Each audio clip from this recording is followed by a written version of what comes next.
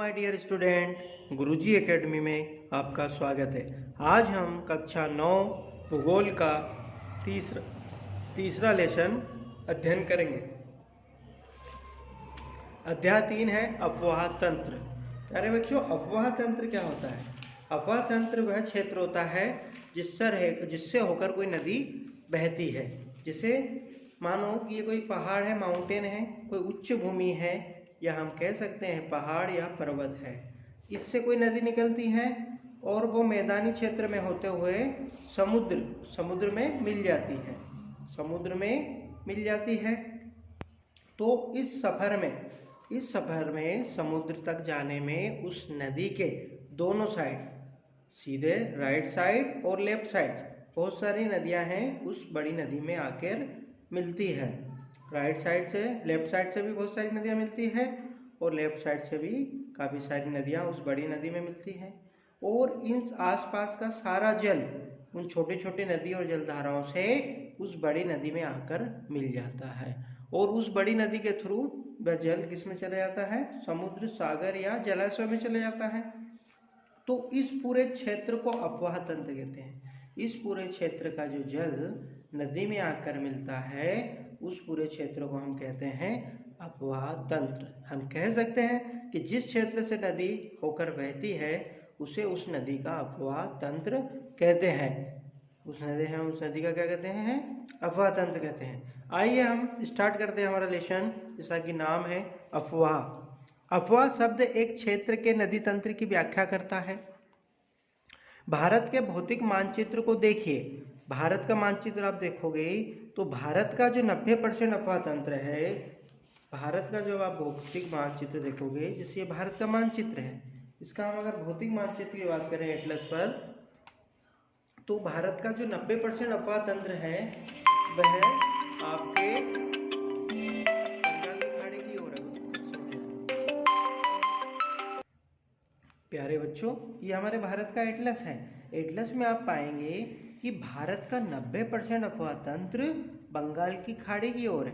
भारत की अधिकतम नदियाँ बंगाल की खाड़ी में गिरती हैं, जैसे गंगा, ब्रह्मपुत्र, महानदी, सोम, कावेरी और ये कृष्णा, ये सारी नदियाँ जो हैं ये बंगाल की खाड़ी में गिरती है।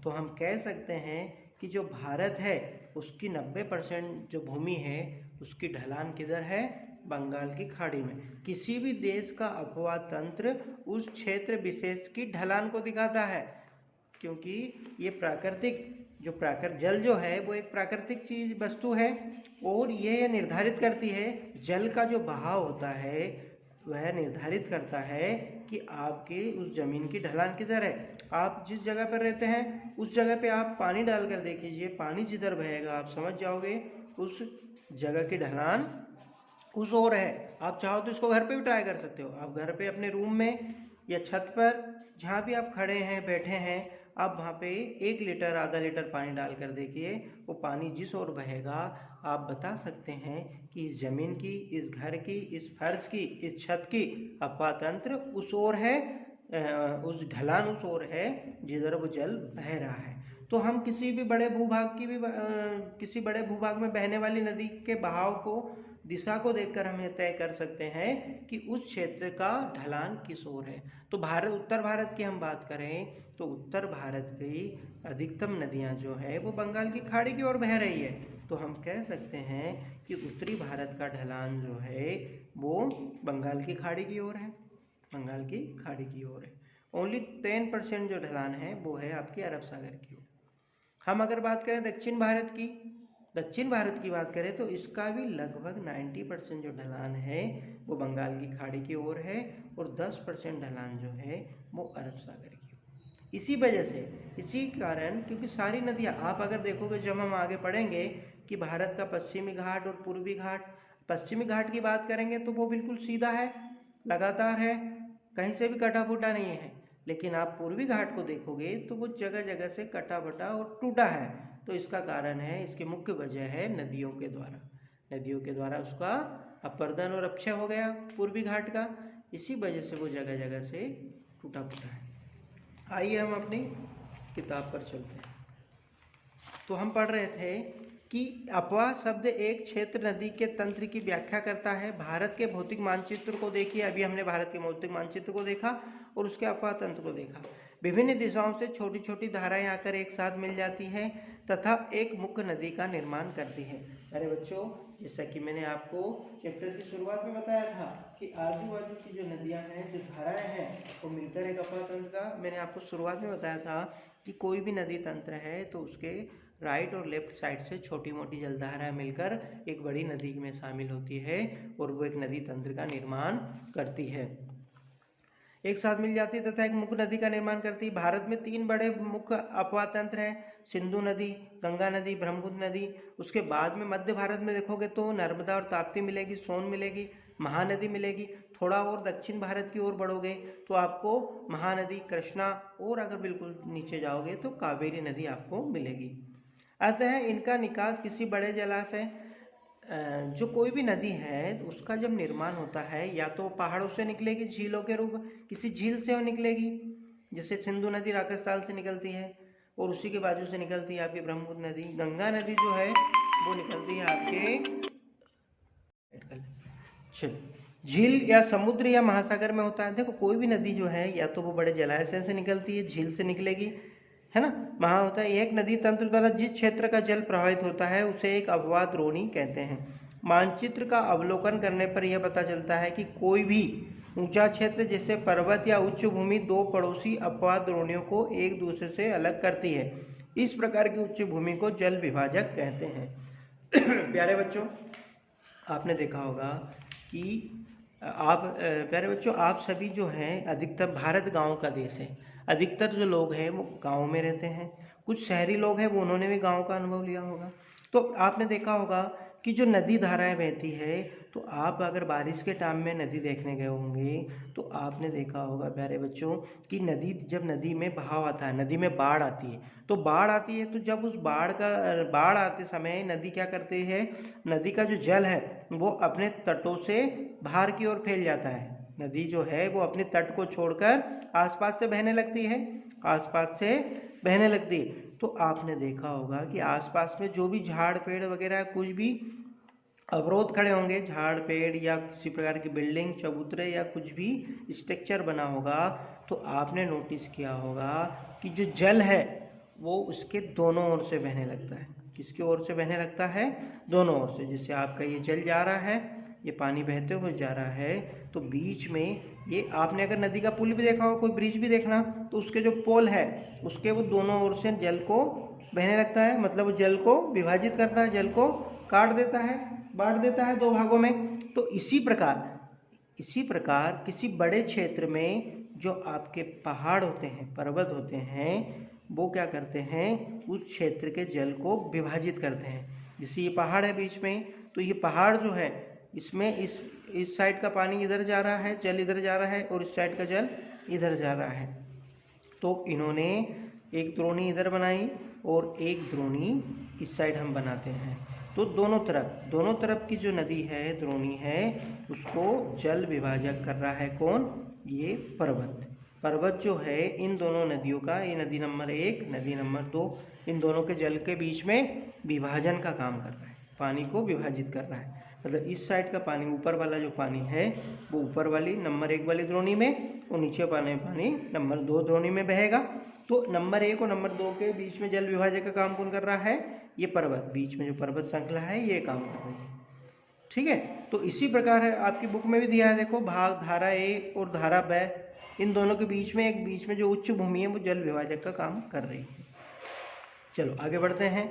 भारत में अपवाह तंत्र। देखो अब हम बात करते हैं भारत के अपवाह तंत्र की। तो जैसे कि आपने अभी एटलस में देखा था, भारत, ये है हमारा भारत। तो आपको पता है भारत के उत्तर पूर्व में हिमालय पर्वत है, हिमालय पर्वत श्रेणियाँ हैं। हिमालय पर्वत श्रेणियाँ प्यारे बच्चों, अगर एक पर्वत हो तो उसे एक पर्वत कहेंगे, लेकिन अगर बहुत सारे पर्वत हो तो उसे श्रेणी कहेंगे। और भारत में हिमालय में बहुत सारे पर्वत है, इसलिए उसे पर्वत श्रेणी कहा है। और हिमालय में 3 रेंज हैं, 3 उच्च भूमि, मध्य भूमि और शिवालिक। तो भारत जो है हिमालय की 3 पर्वत श्रेणियाँ हैं। और ये पर्वत श्रेणियाँ ही जो है भारत में जल विभाजक का काम भी कर रही है। तो हम देखेंगे कि सिंधु नदी तंत्र जो है वो पाकिस्तान सिंधु नदी राजस्थान तिब्बत से निकलकर कश्मीर और लेह लद्दाख से होते हुए आपके पाकिस्तान में चली जाती है। तो ये जो हिमालय के कुछ क्षेत्र है, ये यहाँ पे जो हिमालय का क्षेत्र है काराकोरम वगैरह, ये सारा अपने सिंधु नदी के जल के विभाजन का काम कर रहे हैं। उसके बाद में हम देखेंगे गंगा जल क्षेत्र और ब्रह्मपुत्र जल क्षेत्र। तो इन तीनों नदियों में जल विभाजक का काम कौन कर रहा है? आपका हिमालय पर्वत कर रहा है। आप अगर मध्य भारत में आओगे तो मध्य भारत में सतपुड़ा और विंध्याचल दो पर्वत श्रेणी है जो आपके उत्तर भारत की नदियों में और दक्षिण भारत की नदियों में जल विभाजक का काम कर रही है। और इन दोनों पर्वत श्रेणियों के बीच में से एक नर्मदा नदी बहती है। नर्मदा और ताप्ती दो नदियां बहती है जो अपना एक अलग ही अपवाह तंत्र क्षेत्र विकसित करती है। प्यारे बच्चों, आप देखोगे तो हिमालय में ये सिंधु नदी है जो आपके राजस्थान से होते हुए लद्दाख लेह लद्दाख वाले क्षेत्र से होते हुए पाकिस्तान की ओर चली जाती है। तो यहाँ पे जो है पीर पंजाल जास्कर पर्वत श्रेणियाँ जो है वो सिंधु नदी में जल विभाजक का काम कर रही है। आप देखोगे सिंधु की सहायक नदियाँ तो सतलज, रावी, चेनाब, झेलम, ये सारी सिंधु नदी की सहायक नदियाँ हैं। ठीक है, उससे आप आगे बढ़ोगे फिर गंगा नदी तंत्र है, गंगा नदी तंत्र है, और सबसे आखिर में आप देखोगे तो ब्रह्मपुत्र नदी तंत्र है। ये तीन विशाल नदी तंत्र हैं भारत के हिमालयी क्षेत्र में। फिर हम भारत के प्रायद्वीपीय क्षेत्र की बात करें तो इसमें जो सबसे मध्य भारत में मैंने बताया नर्मदा और ताप्ती दो बड़े नदी तंत्र हैं। हम दक्षिण भारत की बात करें, प्रायद्वीपीय भारत की बात करें, प्रायद्वीपीय भारत ये नीचे वाला भारत, तो इसमें कृष्णा, कावेरी, गोदावरी, महानदी, ये सारी विशाल नदियां हैं जो इनका एक अपवाह तंत्र निर्मित करती है। अब हम पढ़ते हैं बुक में भारत के अपवाह तंत्र का नियंत्रण मुख्यतः भौगोलिक आकृतियों के द्वारा होता है। इस आधार पर भारतीय नदियों को दो मुख्य वर्गों में विभाजित किया गया है, हिमालय की नदियाँ तथा प्रायद्वीपीय नदी। प्यारे बच्चों, बात करते हैं हम भौगोलिक आकृति की। भौगोलिक आकृति क्या होती है?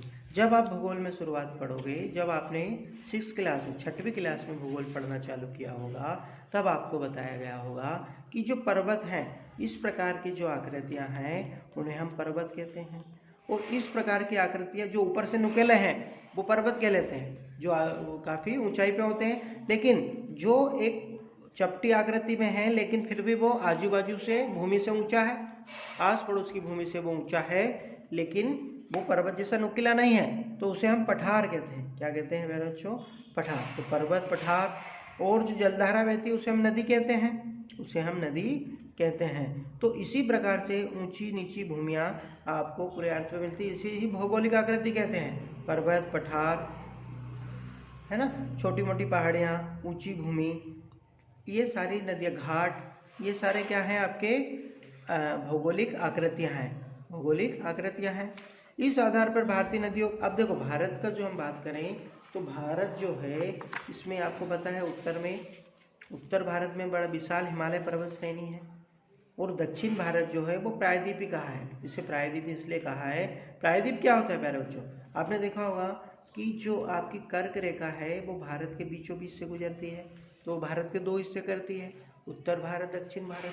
तो जो दक्षिण भारत वाला अगर आप पार्ट देखोगे तो वो देखोगे आपकी पश्चिम में आपका अरब सागर है, पूर्व में बंगाल की खाड़ी है, और नीचे हिंद महासागर। तो तीनों ओर से पानी से घिरा है। तो ऐसा कोई जमीन का क्षेत्र जो तीनों ओर से पानी से घिरा हो और एक ओर से मुख्य भूमि से लगा हो, तो उस क्षेत्र को प्रायद्वीपीय बोलते हैं। क्या बोलते हैं उसे? प्रायद्वीप। इसलिए दक्षिण भारत जो है उसको प्रायद्वीप कहा है। क्या कहा है? प्रायद्वीप। और उत्तर भारत में हिमालय। तो उत्तर भारत की जितनी भी नदियां हैं उन सबकी 90% नदियों की जो उत्पत्ति है वो हिमालय से हुई है, और प्रायद्वीपीय नदियाँ तो स्वतंत्र हैं। तो इसलिए हमने भारत के जो नदी तंत्र हैं उनको दो भागों में बांटा, या हम बोल सकते हैं कि भारत के अपवाह तंत्र को हमने दो भागों में बांटा। एक आपका हिमालयी नदी तंत्र, हिमालयी अपवाह तंत्र, और प्रायद्वीपीय नदी तंत्र या प्रायद्वीपीय अपवाह तंत्र। चलो आगे बढ़ते हैं हम। भारत के दो मुख्य भौगोलिक क्षेत्रों से उत्पन्न होने के कारण हिमालय तथा प्रायद्वीपीय नदियाँ एक दूसरे से भिन्न हैं। प्यारे बच्चों, अगर हम बात करें कि आपने जो भारत के भौगोलिक आधार पर नदी तंत्र को 2 भाग में बांटा है, हिमालयी और प्रायद्वीपीय, तो उसमें खास अंतर है। वो कुछ अंतर